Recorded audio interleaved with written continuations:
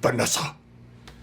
Yep, Kingpin. All right, guys, we're going to watch some new Rockstars today. Can't wait to hear this breakdown. Kingpin in Hawkeye and Spider-Man No Way Home. Now, I've heard rumors about Kingpin appearing in Hawkeye, but I haven't really heard anything about Spider-Man No Way Home. So, of course, it's coming from Eric Voss. Gotta check this out. King Voss! Let's do it! Welcome back to New Rockstars. I'm Eric Voss, and as Marvel Studios prepares for a snowy New York Christmas with Hawkeye fighting track-suited Russians and Spider-Man ghost-busting variant Sinister Six villains, new evidence has emerged hinting at how both of these titles could be coordinating to reveal Papa Feige's secret plan to reveal in the MCU faces from the Netflix Marvel world, Vincent D'Onofrio as Kingpin, Wilson Fisk, and Charlie Cox as Daredevil Matt Murdock. Are we looking at a Christmas miracle of Wilson Fisk is coming to slamming your head in the car door?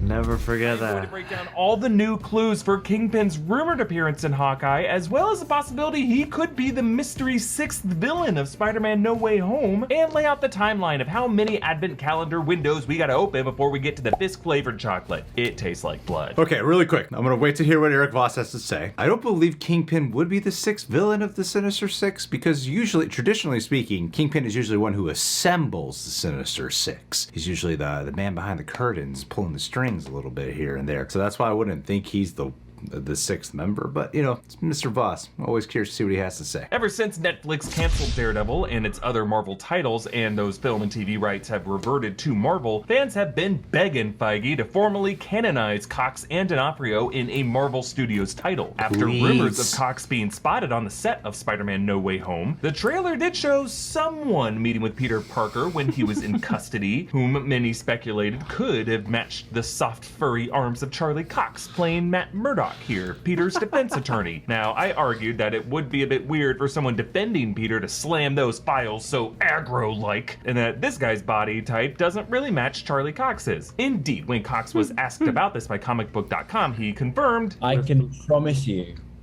those are not my forearms. And the same day, in the same press junket even, Cox also said, I wouldn't want to ruin something either way. Like, do you know what I mean? Like, Sure. It makes me a little anxious in that regard, you know, because. Oh, I love you, Charlie Cox. Cox. It's a difficult thing to talk about. You know, all I would say is, like, I guess everyone, myself included, is just gonna have to wait and see what happens. Charlie Cox, what a guy! Just makes you want to see him in the MCU even more. And yes, while you could totally interpret these as a grateful actor just trying to manage fan expectations while not disappointing anyone, it's also not very hard to compare his denials to Andrew Garfield's denials, like his recent appearance on Jimmy Fallon. I heard about it, and I did see it.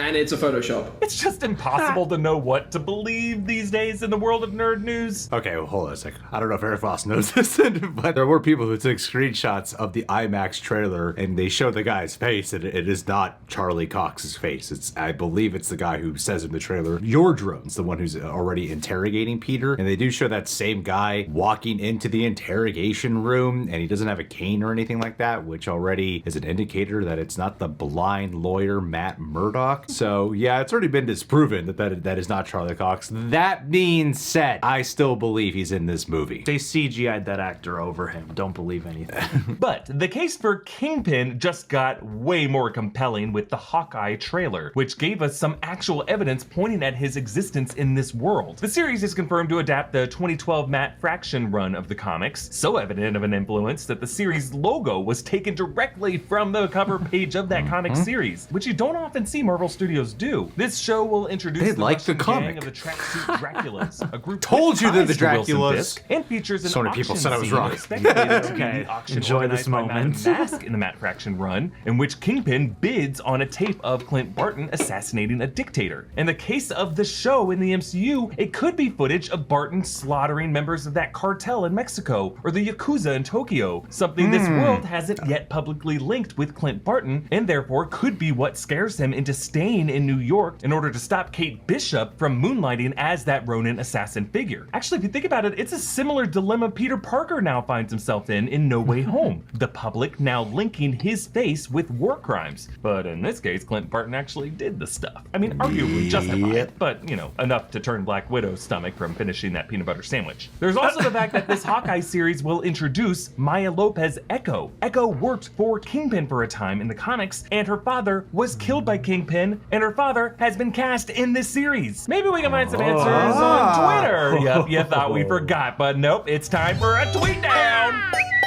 Over the summer, some Redditors claimed that D'Onofrio would be appearing in Hawkeye, and when people tweeted D'Onofrio asking him about it, he liked those tweets. And then this week, when the Hawkeye trailer dropped on Monday, minutes later, D'Onofrio tweeted a poem about a three-legged dog, which when commenters asked if that dog was Lucky the Pizza Dog, or if this meant Kingpin would return in the show, or asking about the suspicious timing of this tweet, D'Onofrio liked those replies too. Now, I don't know if that means anything. Celebrities tweet random crap all the time, and often just like the replies without thinking. And D'Onofrio did later tweet that people might have been reading too much into things and that he just loved playing Fisk on Daredevil. Really, I'm more curious about the timing of all this. They asked him to tweet that. Yeah, I think you're right, John. I think they must have asked him to not Throw him off. Yeah, Vinny, please. Throw the scent off the trail, man. I mean, you got Lucky the Pizza Dog in there. It just seems like a likely scenario. Like, it could just be coincidence, sure, but I don't know. There's just so many things pointing to him returning.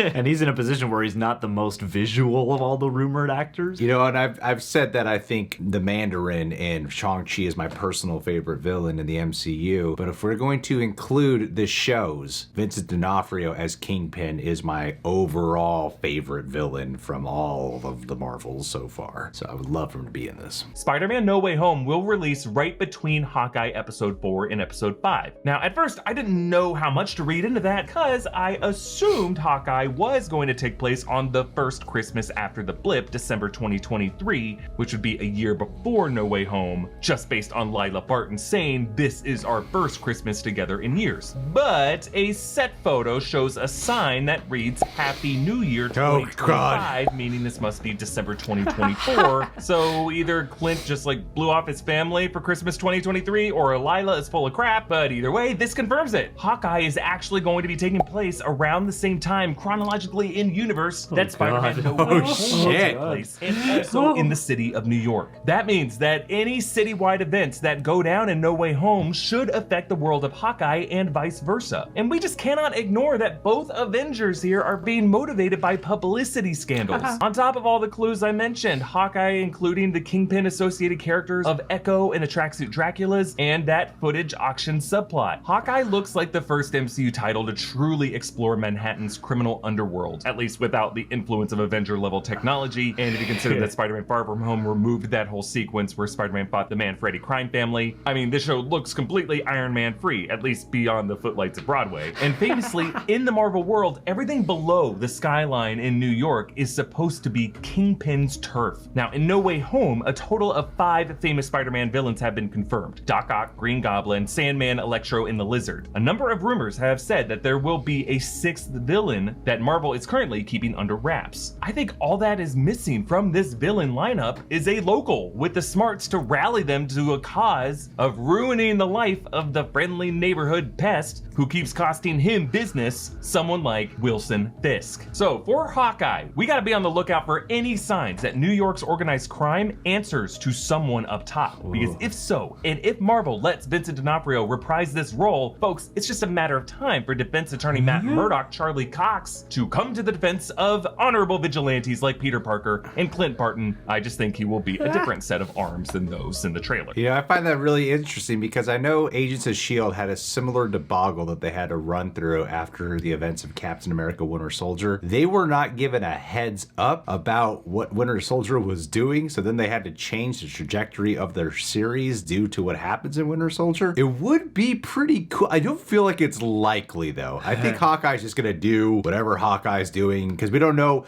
if the timeline will truly overlap with one another. What is the time span of Spider-Man No Way Home? Like, how much time is that going to be covering? How much time is Hawkeye going to be covering? If, let's say it's, I don't know, let's say it's 6 episodes, but it all takes place in the course of a few days. You know, maybe the timeline does not overlap with it, because as we've seen with WandaVision and Falcon and Winter Soldier, they all take place like some earlier, some later. That could just be the case. I don't see them wanting to make it confusing where like people are watching Hawkeye, maybe they haven't seen Spider-Man No Way Home, and they're like, wait a minute, what the hell's going on? Because they haven't seen Spider-Man No Way Home. They want to keep it to just the show. Absolutely, and I don't think you, especially for Hawkeye and Kate Bishop, you're introducing a new character and you're giving focus to a character who isn't one of the top Avengers that you think of. I think Spider-Man would overshadow all that. But I think it would be cool that if you do introduce Kingpin and Hawkeye, and you got Charlie Cox and Daredevil confirming that, no, these characters will continue to live on in the Marvel Cinematic Universe. I love that approach. So, all aboard the next theory train. I worship at the altar of Mephisto. I bled into the Kang Gang. Now, long live the Kingpin. Support New Rockstars by checking out our merch options at rockstarsmerch.com. Follow me on Instagram and Twitter at EAVoss. Follow and subscribe to New Rockstars. Thanks for watching. Bye. God, you know, I really do think Voss and the team at New Rockstars is the best at the breakdowns and the Easter eggs. I think they're just like, just their style and overall, they're my number one favorite for sure. No offense to my friends who also do It's okay. Personally, I think they're the best. There can be only one. Guys, subscribe to New Rockstars if you haven't done so already. Subscribe to us, hit that like button, click the notification bell. We got a lot of Marvel coming in just the next few months. Can't wait so much to cover. See you guys soon.